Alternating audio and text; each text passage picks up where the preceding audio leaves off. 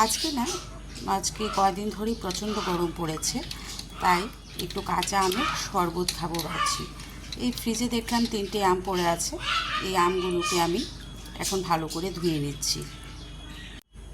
আমগুলোকে এখন গরম জলে আমি কিছুক্ষণ সেদ্ধ করে নেব। এই যে জলটা ফুটে গেছে, প্রথমে আমি হাই ফ্লেমে রেখেছিলাম, এখন একটু লো করব।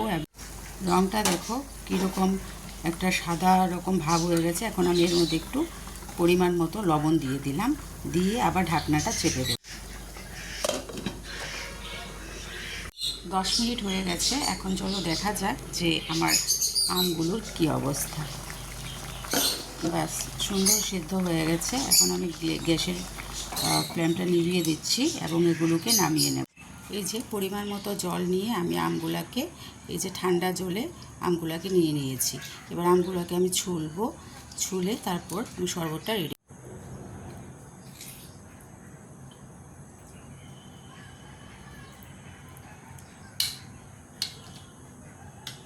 একটু গরম আছে কিন্তু ছোলা যাচ্ছে। আমি গরম গরমই ছুলে নিচ্ছি।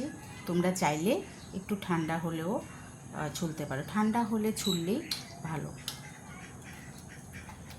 এই যে খুব সুন্দরভাবে কিন্তু হয়ে যাচ্ছে।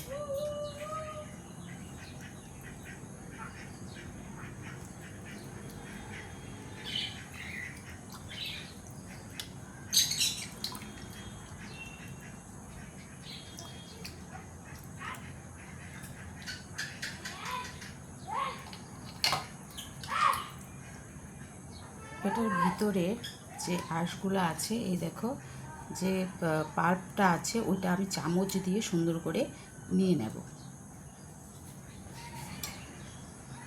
এই যে চামচ নিয়েছি, চামচ দিয়ে এভাবে এভাবে এটাকে নিয়ে নিলাম। এই দেখো কত সুন্দর করে পাল্পগুলো কিন্তু বের হয়ে যাচ্ছে। এভাবে আমি সবগুলারই এভাবে আমি বের করে নেব।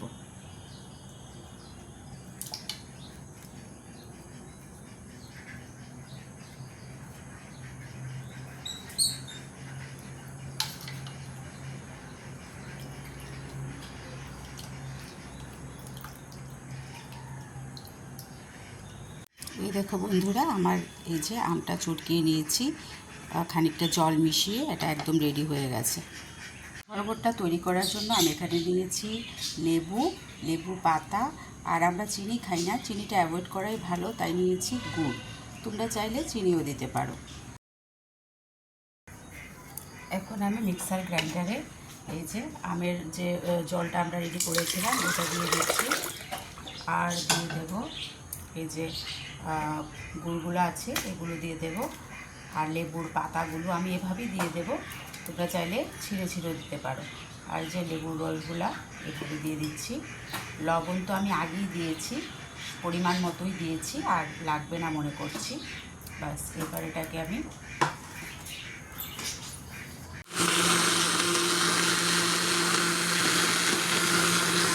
বন্ধুরা এটা রেডি হয়ে গেছে। এখন আমি এটাকে এই জগটায় নিয়ে নিচ্ছি।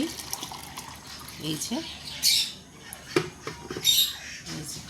খুব সুন্দরভাবে এটা রেডি হয়েছে। এখন আমি এটাকে 30 মিনিটের মতো এটাকে আমি ফ্রিজে রেখে দেব।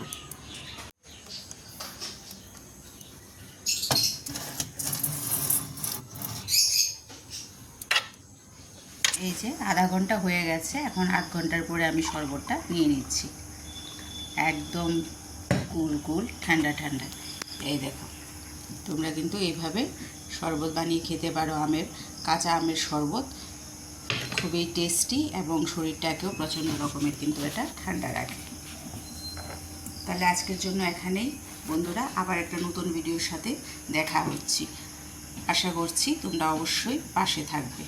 নমস্কার।